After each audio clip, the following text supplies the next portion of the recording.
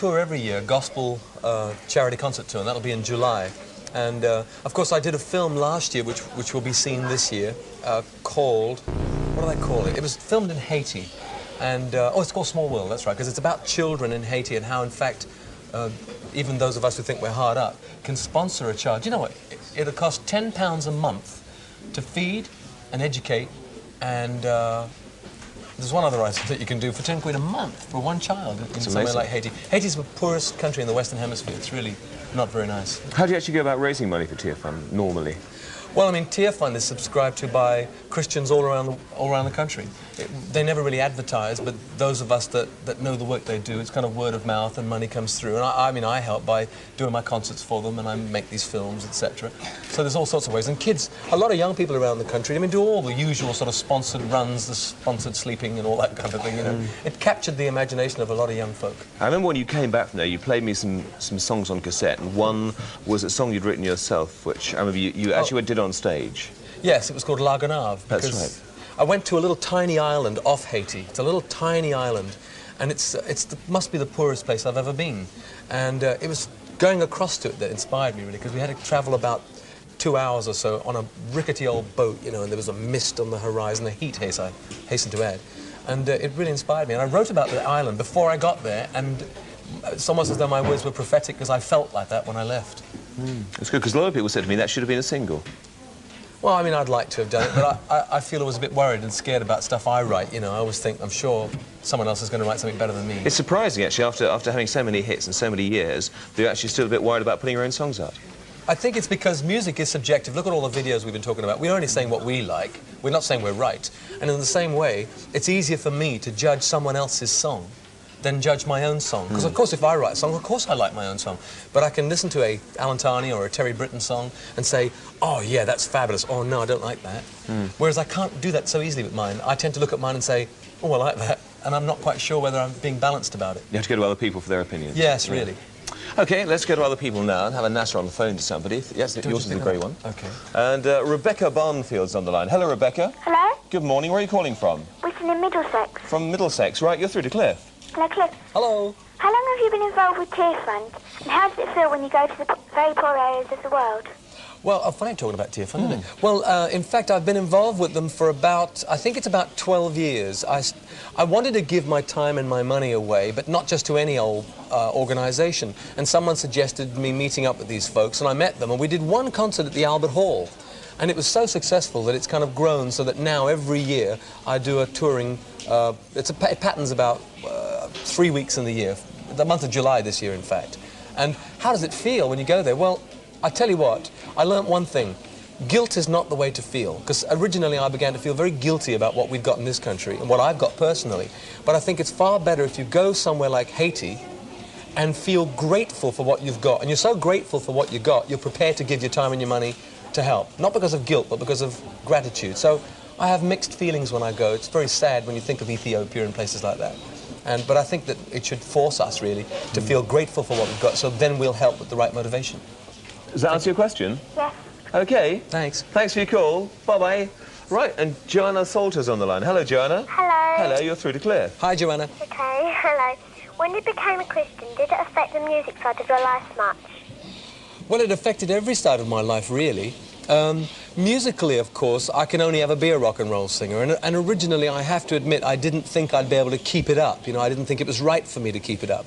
But pretty soon, you know, after about a year of being a Christian, I realized that I could make sort of rock spell records, I could do rock spell concerts, I've made Christian films, I've done Christian radio and television, so I discovered that I could actually be a Christian, actively be a Christian within my industry. And you get across to more people than you would if you just stopped singing and just became a teacher? I think so, yeah, because obviously if I had stopped, 17, 18 years ago, I guess everyone would have completely forgotten about me and I'd just be buried somewhere. Not dead. Not dead, I don't mean, but although I might have been. And he wouldn't have been here talking to you. Thanks for your call. Thank you. Bye-bye. Thank you. Bye-bye. Bye. And Melanie Jones. Have you spelt your name right, Melanie? Yeah. Oh, that's good. You're through to Cliff. Oh, thanks. Cliff, what song in the charts do you like best at the moment, and why? Which what do I like best? Which song in the charts do you which like song best? in the charts? Oh, I like I Want to Be Where Love Is, the Foreigner record. Oh.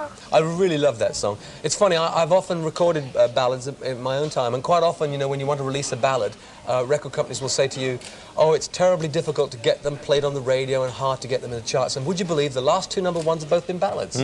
Really beautiful ballads, too. Thanks. Okay. All right. Could you blow my nan a kiss over, please? Your nan? Your nan. Oh, She's in both there. of us. Go on, together. 1, 2, 3. Nan. Thanks. Bye. Bye. Right, we'll take some more calls in a second, but I know you brought a bargain along with you, Yeah. which is... Well, I've got a tour jacket that I had made up specially for me because usually they do these tour jackets and they've got, you know, it would have Cliff Richard World Tour. And I said, well, I can't wear it with Cliff Richard on it, so can you put me on tour? So they did. So that was my world tour I did a couple of years back. So if you win that, you can wear it. Now go, where have you been touring? I still have a different problem, yeah. And last year I celebrated my silver jubilee, so I had no use for my gold boots that I'd been wearing for a couple of years before that on stage. So I brought them along. They're very good, though. Nice bit of stuff. There ain't nothing wrong with them. They haven't actually worn out, look. Sell them down the market on Saturday morning, didn't you? Boxing boots. And you remember I was telling you about my favourite 12-inch mix? Heart user. Yeah, that's there. I thought I've got to bring that along because someone else must have the pleasure of hearing it. Right, and it's been signed as well. So you might be the only one that ever will have the pleasure of hearing it, but I'd like you to, whoever you are. Right, OK, and we've got a question for all that lot. Yeah, I thought I'd ask this one. I had a #1 in 1979 with We Don't Talk Anymore, and there'd been an 11-year gap before my previous #1, and I want to know what the previous #1 was. The #1 before We Don't Talk Anymore. OK, 11 years before We Don't Talk Anymore, Cliff's previous #1, answers on a postcard to Saturday Superstore, BBC Television, London W12 8QT, win the Me on Tour jacket, the gold boots and the 12-inch of Heart User. Right, well done for that, and good luck to whoever wins it. And we'll take some more calls. Nicola Marshall, hello. Hello. Hello, Nicola, where are you calling from? Enfield. Enfield, right, you're through to Cliff. Oh, my sister lives in Enfield.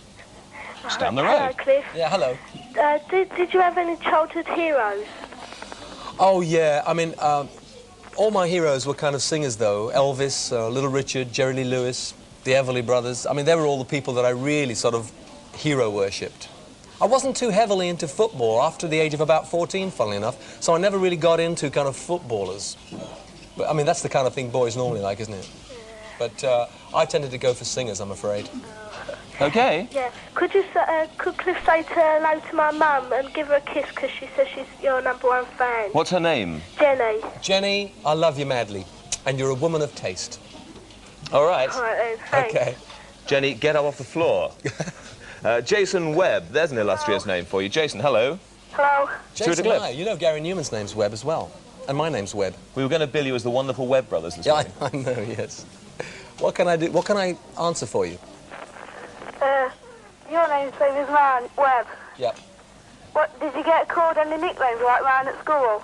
Oh, yeah, I remember. I don't know if you get this, but I used to get called Spider sometimes. Did you? Yeah. I know, isn't it horrible? So, do you spell your name with 2 B's or 1? 2.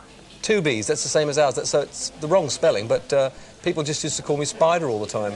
But it doesn't really matter, does it? No. Didn't What do bother they me call too you? much. I used to get called Webbo as well. Webbo. Oh, I like Webbo better than Spider. In fact, I think Webbo's quite good. It sounds like kind of a Burt Reynolds character. Hey, Webbo. All right. Yeah. Could you blow a kiss to my mum as well, please? Sorry? Oh, I've done it. done. You wanted a kiss blow. Thanks for your call. Leanne and Nicola Allen, both on the line together. Hello. Hello? Hello. Hello, Cliff. Hi there. I just got to say, who makes your clothes and where'd you get them from? Well, I was given this, but I wore some clothes. Olivia Newton-John has a shop in LA that she helps to, well, she just has a shop. And she has some great stuff from Australia, and I wore some of her stuff on a TV show, and she gave me this fabulous sweater. So a kangaroo on there? Yeah, and it's got a kookaburra or something on the back. Can you get one to the back? Will you give a kiss to my mum? Yeah, I will. She's your biggest #1 fan.